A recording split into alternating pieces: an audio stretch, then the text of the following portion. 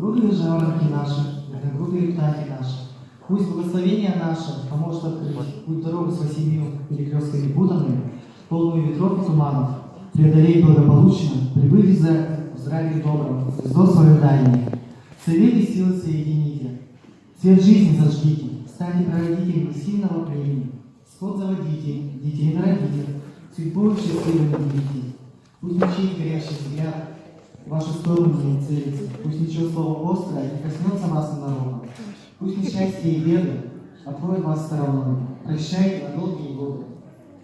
Открыв благословением, путь дорогу с осенними перекрестками путанными, полную ветров и туманов, протарив дорогу с 9 поворотами неясными, прибыли в долину великую.